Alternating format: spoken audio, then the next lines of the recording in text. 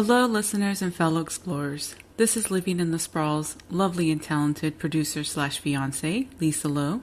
I wanted to thank all of you for your constant support of the show. As a new podcast on the scene, the number one way to support the show is to rate, review, and share this podcast with everyone you know. Many of you have been doing this, and it has helped immensely. You can also check out our website and the show notes for other ways to support the show. We have new merch on our website, and we are working with companies that we currently use ourselves to get discount codes for our listeners and support the research and work we do for the show in the process. These companies include Every Table Meal Delivery Service, which offers delicious, cost-effective meals delivered straight to your door. Just CBD Store, which offers great tasting CBD-only gummies in a variety of flavors, and Miss to Mrs. boxes for brides-to-be. My sister Jennifer surprised me with this box when I got engaged, and it was the most perfect, thoughtful gift. You can also support us on Patreon and Podfan. Please check out the website at livinginthesprawlpodcast.com for updates on companies we are working with, our testimonies, links, codes, and new Living in the Sprawl merchandise. Again, thank you to all of you, our lovely listeners, for tuning in every week and allowing us to do what we love. Without further ado, your humble correspondent, Jon Steinberg.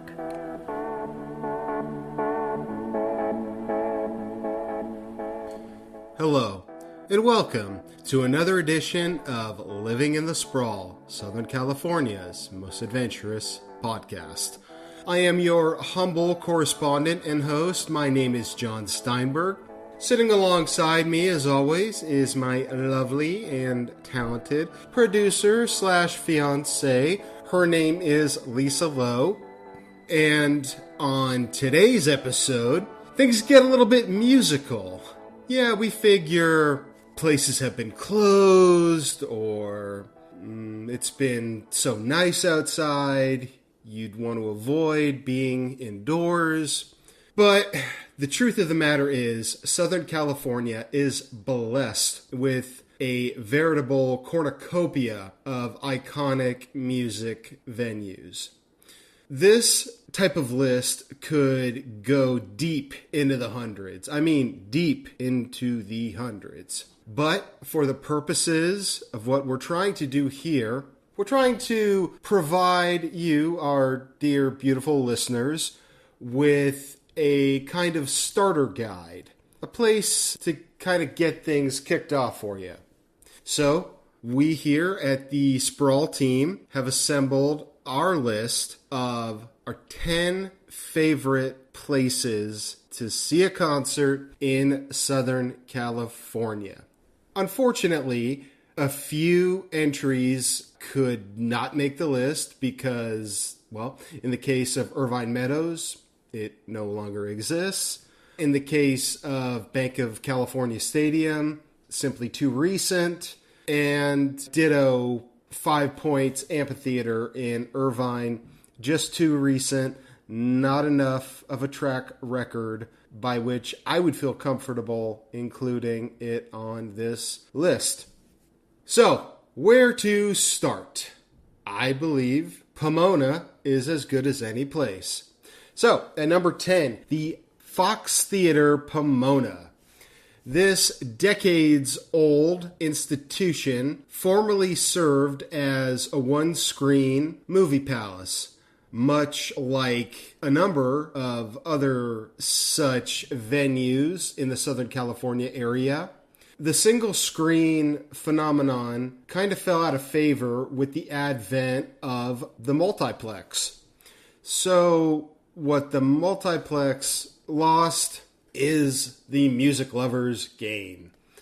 After attempting to survive as a kind of all things to all people hall where plays would be put on, they were trying any and everything in order to make this historic establishment continue to see degrees of success.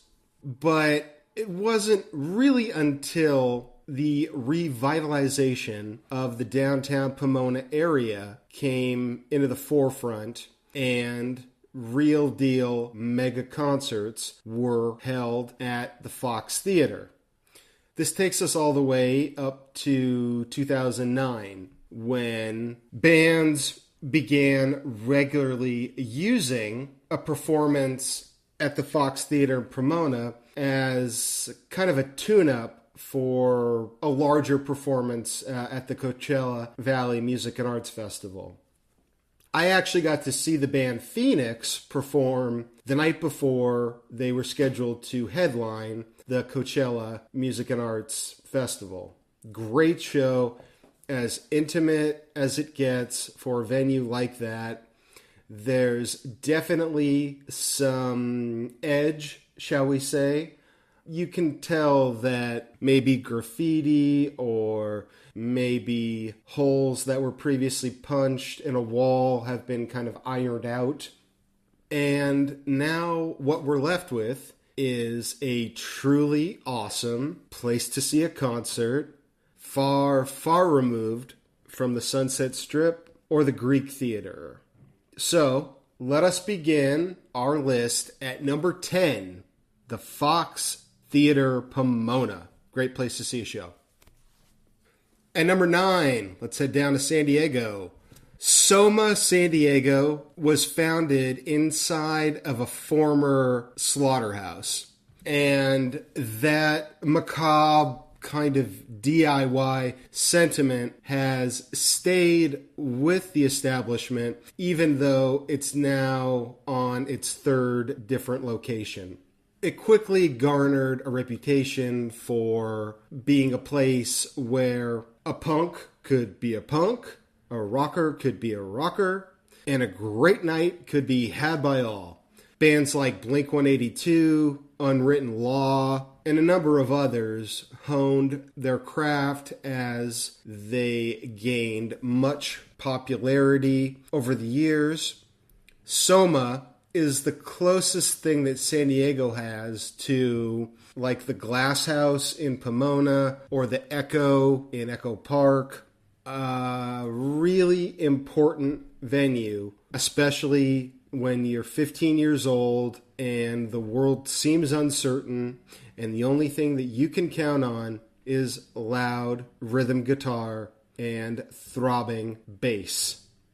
Soma Sandiego has played host to hundreds, if not thousands, of firsts. I kissed my first girl at Soma, or I got drunk for the first time at Soma. I did this at Soma. I did that at Soma. It's one of those types of places that is truly an integral part of the community, and I can't imagine the San Diego music scene without it. So, of course, it has to be here on our list. At number 8, West Hollywood's Troubadour. Now, I know what you're thinking, and yes, I agree. This could invariably have probably slid into the top slot of this list if I had done things a bit differently. The Troubadour, that most famous of Los Angeles rock clubs, was established in 1957 and is most noteworthy for its connection to Elton John. If you've seen the 2019 film Rocket Man, there's a reenactment of the scene where Elton John, who's wearing a Los Angeles Dodgers like onesie sort of outfit, plays his first concert in the United States. Additionally, artists such as Jackson Browne, Tom Petty, Guns N' Roses, a lot of people got their start at the Troubadour. I actually just saw an episode of television, the Joseph Gordon-Levitt show, Mr. Corman, on Apple, where his protagonist is meeting with his kind of alcoholic, way past his prime father. And his father is recounting the best night of his life was the one night that he got to play at the Troubadour. And I'm sure it holds that same spot in the hearts of many, many, many people. I know that the night I first went there, I got to see the band OAR, and I imagined Elton John over there on stage in the Dodgers onesie, repping it real hard for all the rockers who wish they could have done what he did. The Troubadour has battled to continue doing what it does. The coronavirus pandemic did not help matters much. This kind of club is sort of a bygone example of something that no longer really exists. Prices are reasonable. The drink prices, surprise, surprise, are even kind of reasonable considering the area. If you opened the Troubadour today, you would jack up the prices and you would have some elite interior designer make the place look like a feng shui proponent's paradise.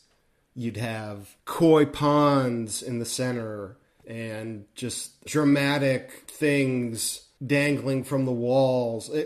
It wouldn't look like the normal, outstanding rock club that it truly is. And thank God for that it's stayed as true as it possibly could to its roots. So that's why we had to shout out the Troubadour on our list. Number 7, the Majestic Theater in Ventura. So this is kind of downtown Ventura, along the part of the city where most of the businesses take hold and most of the foot traffic finds a home. The Majestic is kind of an outlier in this part of California. You would expect for a club such as this to have expired decades ago, and yet there it is. Marquee still promoting the hottest in both rock, pop, alternative, all kinds of music, really. The Majestic has really been adept at adapting to different circumstances at play in the music business writ large. A great place to see a concert, from a Pennywise punk show with crazy mosh pit action going on in the front, to a more subdued, quiet acoustic set from Ani DeFranco. When considering the different places to see music north of Los Angeles, you take into account San Luis Obispo, Santa Barbara, Paso Robles.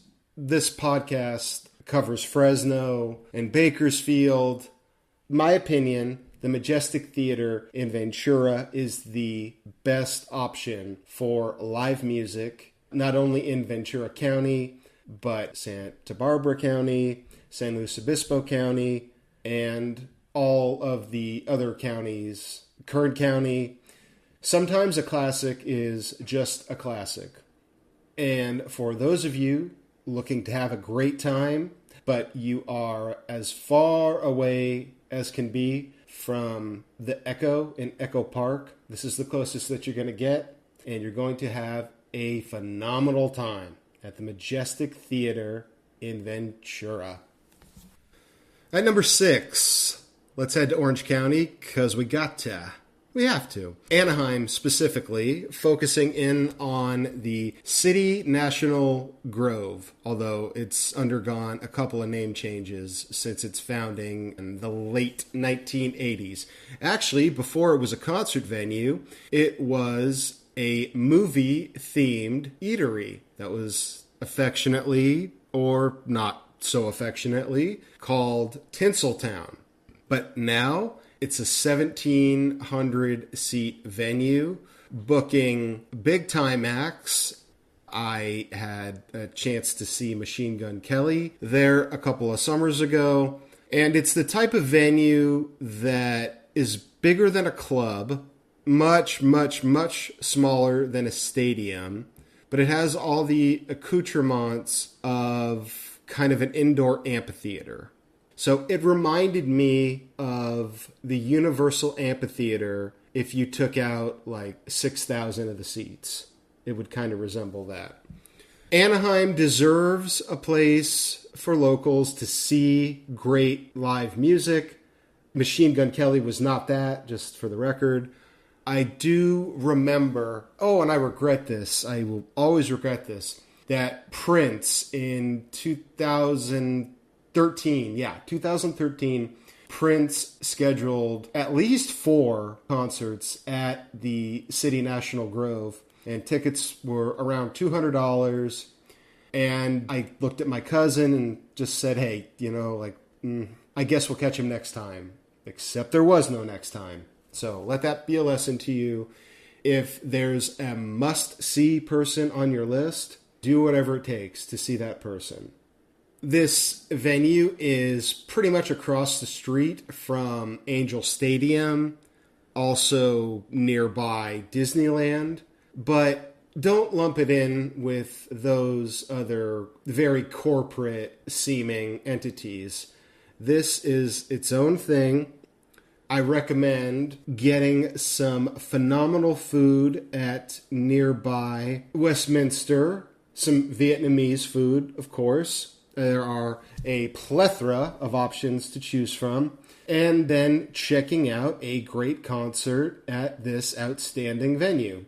Look, it's not the Greek Theater or the Hollywood Bowl, but if we're talking Orange County, an Orange County where Irvine Meadows no longer exists, then this is the best that we have to offer. And it is pretty great. So, if you're in the area, check out the City National Grove in Anaheim. And number 5, the Rey Theatre. One of the coolest spots in all of Los Angeles. This venue only holds upward of 750 people.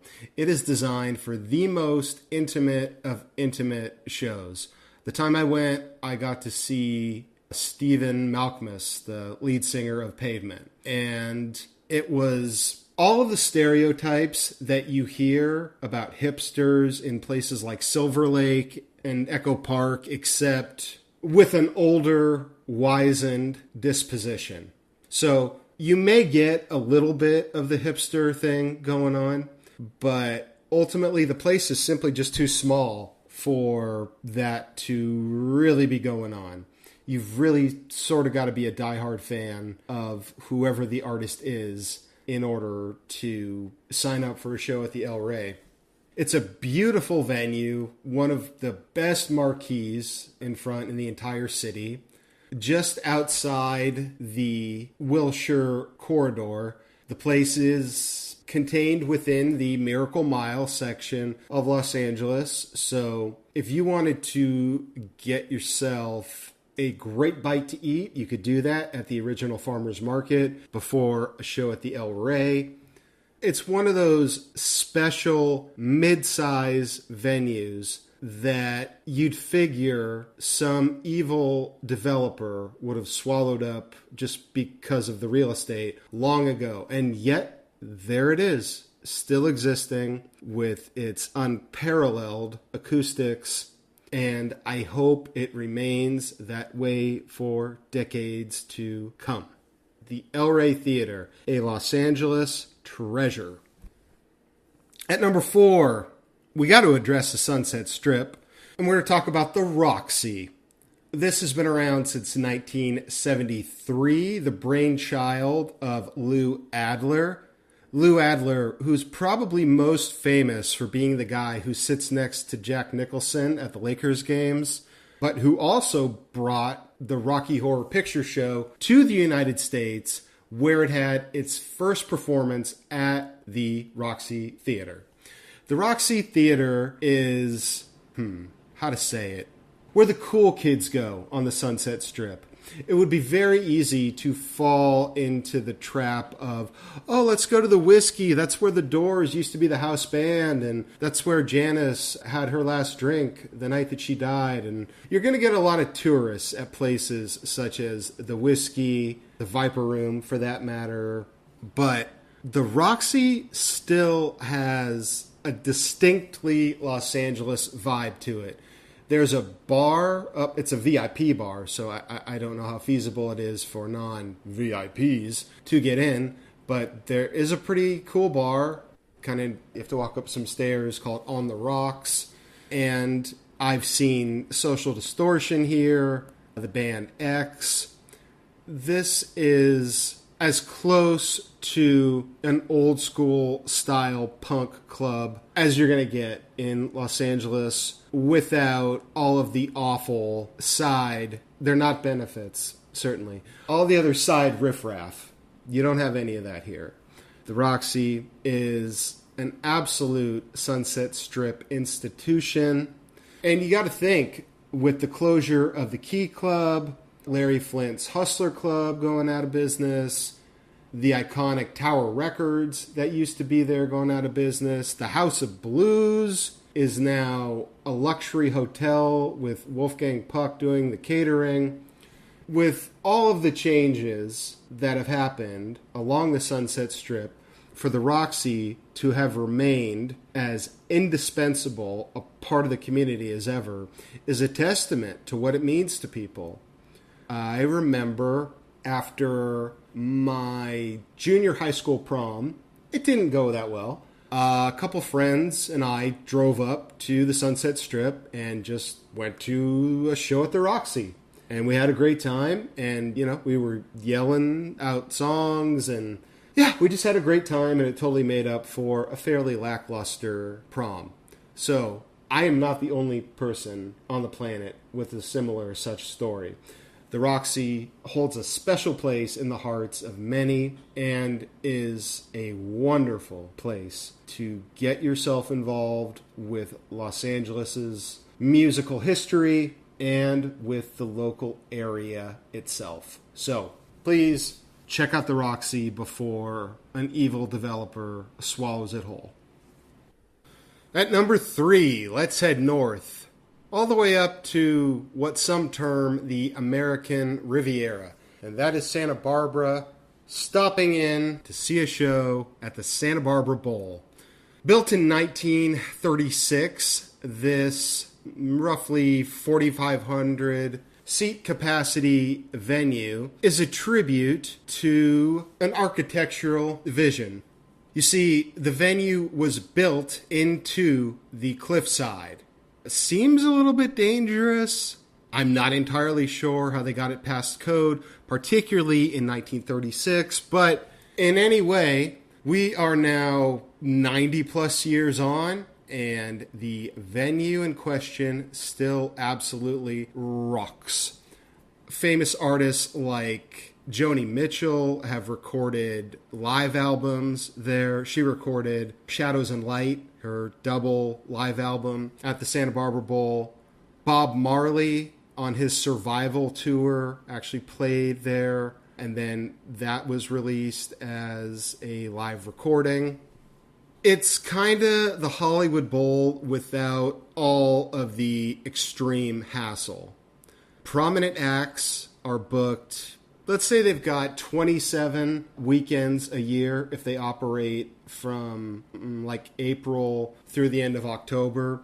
So during that time, you will see legacy rock acts, newer contemporary ones, up-and-coming rappers, stand-up comedians. It is, without question, the best place to see a concert north of Los Angeles. And that's why, still, all these years later, it hasn't fallen into the ocean. It hasn't crumbled under the weight of global warming or anything like that. People still make the trek from Los Angeles or from San Diego or even from places like Palmdale to see a once-in-a-lifetime show at the Santa Barbara Bowl. A magical place. Simply magical. The Santa Barbara Bowl. Number 2, the Greek Theater.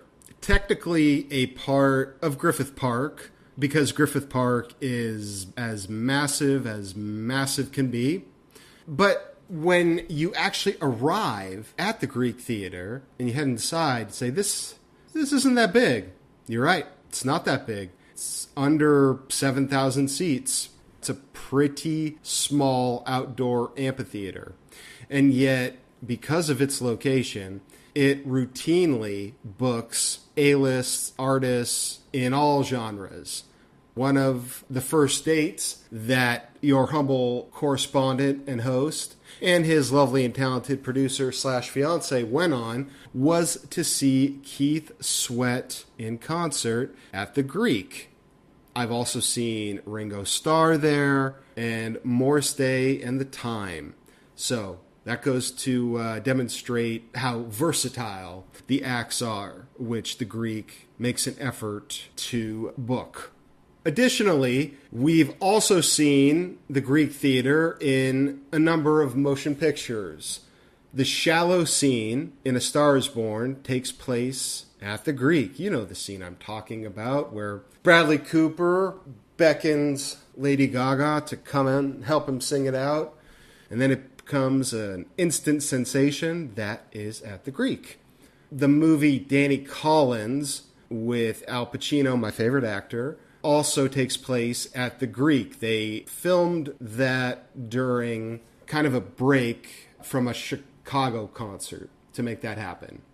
Also, there is, of course, the Jonah Hill, Russell Brand vehicle, Get Him to the Greek. And I couldn't believe it when I found out that students at John Marshall High School have their graduation ceremony every year at the Greek Theater. That seems like a tremendous benefit to being a student at that particular high school. The acoustics are great. The history is even better. It's respected all across the globe, and I couldn't be prouder to call the Greek Theater the best amphitheater in Southern California. Okay, and that takes us to number 1 on our list of the best places in Southern California to see live music. The Wiltern. Situated at the cross streets of Wilshire and Western Boulevard is where the venue got its name. And originally, it was built as a big old school movie palace meant to rival that nearby Grauman's Chinese Theater or the $1 Million Theater downtown. It was meant to be considered within that vein of these big, extravagant, over-the-top movie palaces. But after that way of experiencing movies kind of went out of fashion, more and more music came into focus, playing to the eager crowds, chomping at the bit to hear something that would bring forth the presence of those divine acoustics. A note about the interior decorating inside the Wiltern. There's, I guess the best word for it would be kind of a sunburst motif at the top when you walk in that is meant to invoke images of the limitless power of art, of music, that what comes out of this building is a ray of sunshine to the rest of the neighborhood. And though the building has been around for decade upon decade upon decade, it still serves that exact same purpose. My first experience at the Wiltern was standing in the very front, hitting the bar. I was so close to see Nas and Lauryn Hill. Great, great, great experience. The acoustics couldn't have been better. And when I looked around, I told myself, yeah, I've been to all of the venues in Los Angeles. This is the best one. This is easily the best one. And in my subsequent trips back to the Wiltern, that feeling has remained. Sometimes you got to pick a best. And for me, the Wiltern is the best venue to see live music in Southern California. So I highly, highly recommend going to this Koreatown institution. You will not be disappointed, I assure you. Okay, and that's going to do it for another installment of Living in the Sprawl, Southern California's most adventurous podcast. A couple of notes before we get out of here. We do have merch on sale, and it rocks. We're talking mugs with our pink lettering embossed across the front. Lisa and I drink out of these nightly. I've never found a better mug in my entire life. These are just the best ones. Additionally, we have stickers to place wherever you would like to place them to show your support for living in the Sprawl, being a part of the larger Sprawl community. Also, we have uploaded some Patreon episodes. So, if you would like to become a Patreon member, it's the only way that you're going to get access to these exclusive Patreon episodes, starting with the 5 best hamburgers in Southern California. Now, who wouldn't want to hear that? If I were not hosting this podcast, that would be something I would pay to hear. We also have an episode for Patreon donors exclusively on the best seafood places in Southern California. Same thing. I would pay to get that even if I weren't hosting the show. If you'd like to interact with us, we adore that. Our Instagram handle is Living in the Sprawl Podcast. Our email address, livinginthesprawlpodcast@gmail.com. Please write us with any suggestions for topics that you'd like to hear covered on the show, questions, comments, any of that would be extremely useful to us, and much more is in store for you, our beautiful Sprawl community. Again, we want to thank you again from the bottom of our hearts. No way we could do this without you guys. So, on behalf of myself, your humble correspondent and host, my name is Jon Steinberg, and my lovely and talented producer slash fiancée, her name is Lisa Lowe. We want to thank you for listening to and supporting the show and trusting us as we are your source for all things Sprawl.